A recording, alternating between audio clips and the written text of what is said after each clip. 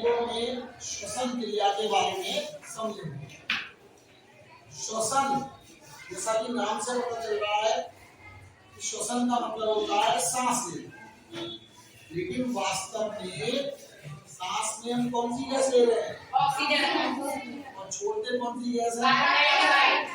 Carbon dioxide. तो बच्चों, जब हम कोई भी खाना खाते हैं तो वो खाना हमारे शरीर की आहार नाल के अंदर पचाया जाता है, और जब भोजन का पाचन यानी कि पचना पूरा हो जाता है, फिर उस पचे हुए भोजन को आहार नाल से रक्त में भेज दिया जाता है, और रक्त में भेजने की जो क्रिया होती है उसको बोलते हैं भोजन का अवशोषण। उसके बाद जो पचा हुआ भोजन होता है वो कोशिका के अंदर रक्त के माध्यम से पहुंच जाता है। हमारा शरीर बहुत सारी कोशिकाओं से बना हुआ है, और उस कोशिका के अंदर वो पचा हुआ भोजन पहुंचता है। इस क्रिया को कहते हैं भोजन का स्वांगीकरण। तो भाई, सबसे पहले भोजन का पाचन होता है, पाचन के बाद अवशोषण होता है, और अवशोषण के बाद स्वांगीकरण। जो पचा हुआ भोजन है वो कहाँ पर पहुंच चुका है? कोशिका में। अब कोशिका में उस पचे हुए भोजन को विखंडित किया जाता है। विखंडित करने का मतलब और छोटे छोटे टुकड़ों में तोड़ा जाता है, और इस क्रिया को कहते हैं बच्चों हम श्वसन। क्या कहते हैं? तो कोशिका के अंदर भोज्य पदार्थों के विखंडित होने की क्रिया को श्वसन कहते हैं। अब बच्चों, जो श्वसन क्रिया होती है वो मानव में 2 बार में पूरी होती है। सबसे पहला क्या कहलाता है? श्वासोच्छ्वास, यानी कि सांस लेना। उसके बाद दूसरा होता है कोशिकीय श्वसन। अब श्वासोच्छ्वास या सांस लेना क्या है बच्चों? तो एक ऐसी क्रिया जिसके द्वारा वायुमंडल से शुद्ध वायु कौन सी हो गई? ऑक्सीजन वाली शुद्ध वायु, ऑक्सीजन युक्त को वायुमंडल से फेफड़ों तक लाए। कहाँ तक लाया? और अशुद्ध वायु CO2 को फेफड़ों से बाहर निकालती है। फेफड़ों से कहाँ निकालना है उसको? और जो अच्छी वायु है उसको अंदर लेना है, और जो हानिकारक वायु है उसको और बाहर निकालने की इस पूरी प्रोसेस को हम कहते हैं श्वासोच्छ्वास, या बोलते हैं सांस लेना। तो सांस में कौन सी गैस ले रहे हैं? ऑक्सीजन। वास्तव में सारी गैसें जा रही है, लेकिन हमारे खून में एक पदार्थ होता है जिसे बोलते हैं हीमोग्लोबिन। वो फेफड़ों में जब सारी गैसें भरती हैं तो उनमें से केवल ऑक्सीजन को ले लेता है। किसको ले लेता है? ऑक्सीजन। और ऑक्सीजन को लेकर हर कोशिका के अंदर पहुंचा देता है। तो कोशिका के अंदर 2 चीजें पहुंच गई। एक तो पचा हुआ भोजन पहुंच गया था, और सांस में हमने कौन सी गैस ली? ऑक्सीजन। वो भी पहुंच गई। अब उन दोनों की क्रिया होती है, किसकी? पचे हुए भोजन की और ऑक्सीजन की, और क्रिया से ऊर्जा बनती है। क्या बनती है? ऊर्जा। और वो ऊर्जा जो बनती है वो ऊर्जा के सिक्कों के रूप में बनती है। किसके रूप में बनती है? सिक्कों के। और उन ऊर्जा के सिक्कों को कहते हैं ATP। पूरा नाम होता है एडिनोसिन ट्राईफॉस्फेट। अब जैसे हम मार्केट से कोई चीज खरीदने गए तो क्या होनी चाहिए हमारे पास? पैसे होने चाहिए, रुपए होने चाहिए। उसी प्रकार से हमारे शरीर में भी कोई काम होगा तो उसके लिए भी क्या चाहिए? पैसे। और उन पैसों को शरीर में क्या बोलते हैं हम? ATP। अब बच्चों ATP की बात हो गई, तो बात आ रही है कि श्वसन क्रिया में भोजन का विखंडन किया जाता है। अब वायु विखंडन के लिए चाहिए ऑक्सीजन, और ऑक्सीजन को वायुमंडल से लिया जाएगा और CO2 को फेफड़ों से बाहर निकाला जाएगा। आपको क्या बोल रहा है? श्वासोच्छ या श्वसन का एक पद हो गया ये, सांस लेना। अब कौन कौन से अंग होते हैं इस काम के लिए? तो इस काम के लिए सबसे पहले होती है हमारी नाक। नाक दिख रही है? तो नाक में ये दो छेद है, दिख रहे हैं? इन छेदों को बोलते हैं नॉस्ट्रिल्स, या बोलते हैं नासाद्वार। और इनके द्वारा हमारे नाक में शरीर के अंदर हवा प्रवेश करती है। कुछ लोग मुंह से भी सांस लेते हैं, कोई बात नहीं बट, लेकिन सांस लेने के लिए क्या बनाया गया है? नाक। तो सबसे पहले नासाद्वार हो गया। नासाद्वार के बाद एक अंदर की तरफ एक गड्ढा सा होता है, आप देखते होंगे नोजी वगैरह आती है तो अंदर आपने कभी हाथ देखा होगा डाल के, तो गीला गीला सा लगता है। तो उस गड्ढे को बोलते हैं नासागुहा, नासल कैविटी।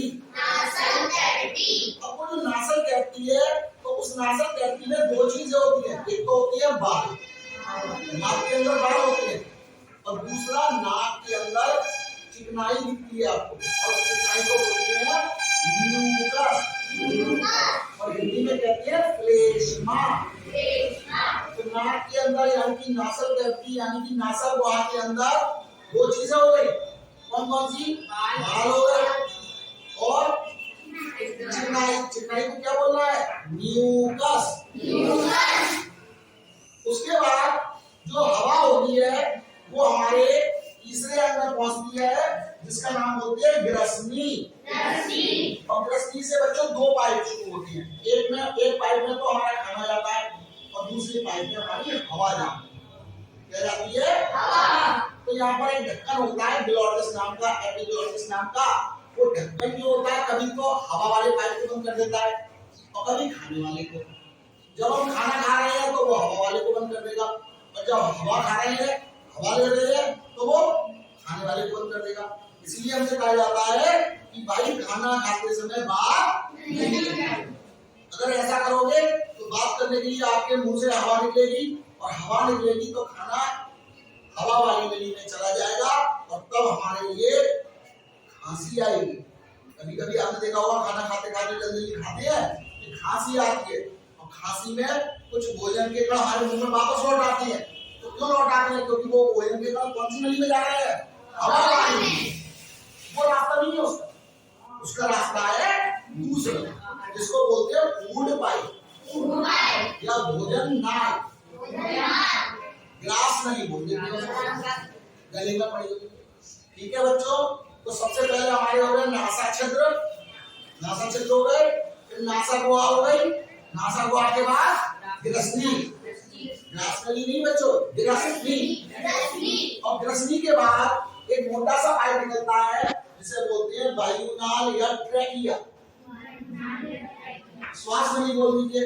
और श्वास नली जो होती है उसमें रिंग के आकार का रिंग्स पड़ी होती है, कार्टिलेज की बनी हुई छोटी छोटी हाफ रिंग्स, अर्धचंद्राकार रिंग होती है, छल्ले पड़े होते हैं।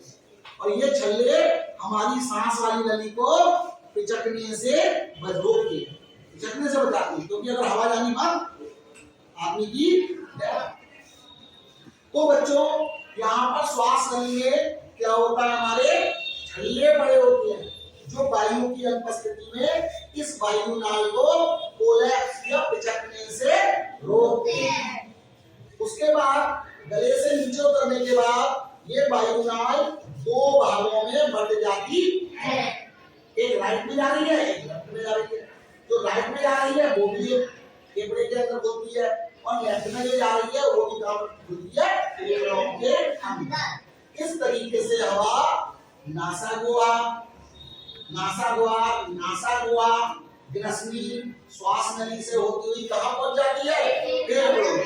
और फेफड़ों के बाद मिलता है हीमोग्लोबिन, खून में होता है, तो वो हीमोग्लोबिन ऑक्सीजन को लेता है और शरीर की प्रत्येक कोशिका तक पहुंचा देता है।